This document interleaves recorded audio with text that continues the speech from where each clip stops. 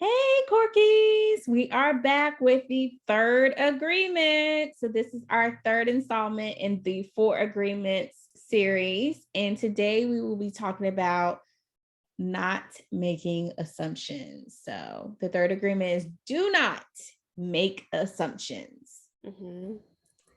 Yeah, this is kind of similar to the last one a little bit. So we have a tendency to make assumptions about almost everything, right? We kind of assume things when things don't go right, or when people say certain things to us, we assume we know what they're thinking or what they're feeling. And it's really important to not do that because we just don't know. Mhm. Yeah, and we could be wrong. So if you've created this whole story, this whole assumption, and then you are wrong, it's not the truth. And then what? All right. And so, in a lot of times, like the second agreement that we discussed before, our assumptions are rooted in what we believe, right? Are the things that we have taken personally. And so, if we've taken things that are not right personally, that we shouldn't have been taken personally, right? We learned that, then now we're assuming wrong. Yeah. And whenever we make an assumption, we're kind of asking for a problem because we just, only thing that we can actually assume is what we feel ourselves. We can't assume what you're thinking or what they're thinking. We're just asking for a problem because we may not be assuming the right thing and that may get us in trouble. Mm-hmm. Absolutely. Right. And then, so the problem is like a never ending cycle. We make assumptions, we misunderstand, we take it personally, we end up creating a whole big drama of nothing. And then we just go back through it again, making another assumption, and it just keeps going and going and going and going. Yeah. Right. So we make assumptions, we misunderstand things, we take it personally, and we end up just making a huge drama. So, like Heather said, like it becomes this cycle of just not a great feeling and not a great thing for us because we could have been like not making assumptions and ending up a whole lot better. Yeah, exactly. And so the book talks about like, why are we doing this in the first place? And we usually assume because we're afraid as humans to ask for clarification. And we believe that we're right about the assumptions that we make. And we defend our assumptions and try to make someone else wrong, right? And so, unfortunately, we really go hard about these assumptions that we've created, even though we have no basis for a lot of them other than our own personal experiences. Mm-hmm. And so, it's always better to ask questions than to make an assumption because assumptions set us up for suffering. So, asking questions, we can get the answer right away. We don't have to make assumptions and be wrong or hurt someone else's feelings. We can kind of just get our answer right away and move on with our day. Mm-hmm. Yeah. And so it's funny to think about like how many relationships have been damaged or have suffered based on someone assuming something and then going very hard to defend their position about what they've assumed instead of just asking for clarification about it. And that's something that happens time and time and time again. Yeah, assumptions can make or break relationships, friendships, and it's not worth it. Just ask for clarification and get your answer. Absolutely, absolutely. Um, and so when we make assumptions, everyone sees life.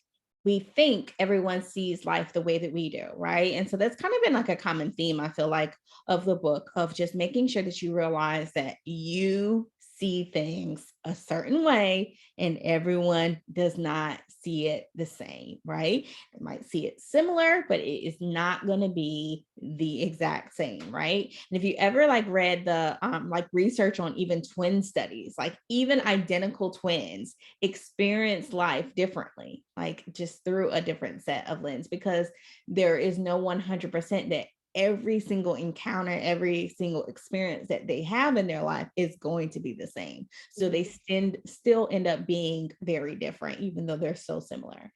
And so we have to make sure that we make sure that the way that we feel and the way that we judge is not the same overall, right? Because we judge as we judge, we abuse as we abuse, and it's just not good. So this is the biggest assumption that we make as humans, right? Just assuming that everyone sees things the way that we do, and that's just could not be further from the actual truth. Yeah, you see that a lot on social media, people putting their assumptions out there and their opinions and getting offended when people don't see it their way. And then you see like the Facebook and social media arguments, and it's just minuscule, and it's not really worth their time. No. And I don't know about you, but like I just made like I'm just not gonna do it no more. Like, believe what you want to believe. It's okay. It's all right. Like it's not gonna hurt no one. Yeah. Um, and so when it comes to love, right? Especially love, relationships, y'all all know we are big on relationships, big on love. There are the assumptions can be particularly detrimental, I would say. And so when you go into a relationship with someone that you like, right? You have to justify why you like that person, right? It's kind of like one of those agreements that we make, right? I met this person. Why do I like them? What's going on with them? What am I liking? And so that's like the very first step that we do when it comes, as the first assumption that we make about, what, because we're meeting them for the first time. And so unless you're asking a lot of questions, you're doing a lot of assuming. Right. Yeah.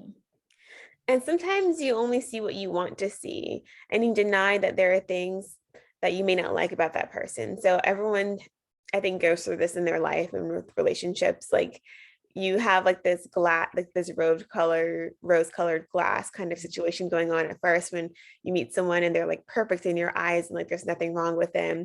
And then when you see like red flags 6 months later, you're like, why wasn't this here before? And most likely it was, but you were so kind of seeing things through like a rose-colored glass that you didn't realize that they were there, but you just kind of saw what you wanted to see and ignored the things that you didn't want to see. No, that's good stuff. That is so good. Yes. People time and time. I see that all the time in my practice. Oh my goodness, you're so right. And so then this is what happens, this part, right? Then people start justifying why they like someone and love someone, right? And so the book talks about it's either there or it's not there, right? You either like the person or you don't like them. You love them or you don't.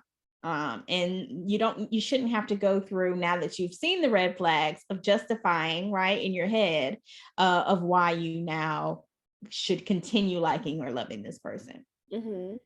Yeah. And real love is accepting people the way they are without trying to change them. So like when you love someone, you like them for who they are. Like you meet, there may be things that you don't like about them, but it's like you don't want to change them. You want to just kind of keep them the way they are because that's who they are. And you have to accept them for who they are. And if you can't accept them, then I don't know if you can really truly love them. Yeah, no, the book says you can't. Like if you don't, if you're trying to change them, you don't really like them. Like he's very cut and dry with that. That's what you're trying to do, you do not like them, and you don't love them. Mm. Mhm. And so he goes to say, like, if you want to be in partnership with someone in that type of way, then you just need to find someone who you don't have to change at all. Yep. And that can be hard. Like there's no perfect person. So I think ultimately it's about not judging people and like not feeling the need to change them and just accepting them because that's what you're gonna have to do in life, accept people for who they are. Absolutely. Right. And so people are like, well, what about people should always be changing and growing and becoming better? And I'm like, yes, we all should. Like that should be a goal that we all have. Right. But what I tell people, especially in like premarital counseling, is if this person never changes, if they stay exactly like it is, like they are now, would you be okay with marrying that person? Right. Because there's no guarantee that they're going to change. They're going to become better. So is their best right now good enough for you? And if it's a no, then you probably shouldn't be moving forward. And they may change for you, but then go back to their old ways because that's who they really are. So are you Yeah. comfortable with that happening if that were the case? Yes, because so, like you talked about the rose colored glasses, right? A lot of times it's not that you miss the red flags, but because people showed up as a representative of themselves. So they weren't really being themselves in the first place for the first, 3 to 6 months. And then once they became comfortable with you or with the situation, now they're actually showing you who they are, right? So it's not maybe that you missed it, it's that now you're seeing it for the first time because they're actually showing it for the first time. And then at that point, you need to make a decision about, okay, now based on what they're showing me, is this something that I want to deal with, right? Because I think there is a lot of it can cause a lot of damage if you want that person to revert back to that representative, right? Because it's hard to maintain that representative. Yes. Yeah. We have to be who we are so that we don't have to present a false image of ourselves, right? Yeah. So early on, just be yourself. That's kind of like, I think, the solution or the goal, so that you don't have to end up with all these issues and problems later on. Just be who you are, both parties, and Mhm. they can see you for who you are and hopefully accept you and love you. Yeah. Yeah. I say all that you're gonna get the good, the bad, the ugly. You're gonna get the crybaby, you're gonna get the jokester, you're gonna get the hard worker, you're gonna get all of it. You're gonna get the blunt person. You're gonna just get everything and then take it or leave it, you Yeah. know? And so definitely want to give y'all some practical things to do so that it helps you not make as many assumptions, right? And so first and foremost, ask questions. It's easy. Just ask. Even when you think you know, ask. Yeah. I mean, just ask. It's so simple. People like are afraid of asking questions these days. And it's like, why? Like, if you want to know an answer, you need to ask. That's how things go. Yeah. Yeah. I don't know how many times I've said, like, why didn't you just ask me? Like, I would have told you. Like, it's not a big secret. Like, Right. Just ask, right? yeah. And make sure that the communication is clear. So communicate with that person. Like, this could be a whole nother segment of just communication alone, honestly. Mhm. But just talk, ask questions, be clear with your communication, with what you want. Um, yeah, just Yeah. have those conversations, just sit down and be open and honest. Yeah. And if you ask and you still don't understand, ask again. Hmm. Like, keep asking until you understand. Do not walk away from a conversation and still feel like you don't understand or you don't have clarity. Like, what was the point of having the conversation if you still walking away and you don't understand? Yeah. And some people are afraid, okay, if I ask, they're gonna judge me, or they're gonna like, if I ask too many times, they're gonna be like, why are you asking so many questions? Like, if someone's doing that to you, maybe they're just not for you. Like, you want someone who's gonna be patient and is gonna be um open to you asking questions and being okay with it, because they understand as well, like that's the way to get forward, is to ask. Absolutely. Right. And even doing that is an assumption, right? Because you're assuming that they're going to react a certain way, and that might not be true. Hmm. Right. And then you don't give them the opportunity to behave or react differently, especially if it is something that you've actually told the person, like, this is something to have a problem with and I want you to work on. The person has agreed, but now you're withholding them the opportunity to show you that they can do it differently. Right. Yeah. So you gotta let it go. Stop assuming that you know and let things unfold like they may or may not happen. Like, just Yeah. And it sounds simple, and I know it can be hard, but just practice that and work on it, and hopefully you have your desired outcome. yeah. So everyone should be walking around and asking 50 million questions. Long story short. Yeah, it really is. Like, this is like maybe the quickest one to go over because it really is a simple fix. Ask what you want to know. Yes. Okay. So in conclusion, Corkies, once you ask the question and you receive the answer, you don't have to make any assumptions about it because you now know the truth, right? And I feel like there's a little caveat with that, right? Because um we have to let go of what we think the answer is or should be, right? Because once you get the answer, that's the answer, Mhm. right? You can ask further questions for clarification, right?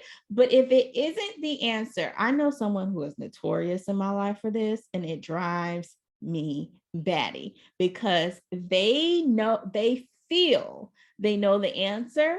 And if you don't answer the question the way they want you to, they will continue to badger and get and want more and more questions answered, right? Until you answer it the way that they want you to answer it. That's not what we're talking about, right? It's you ask your question, you get the answer, whatever that answer might be, right? Yes, you can ask follow-up questions, but the answer is the answer, right? And you have to um, just take that answer as their truth.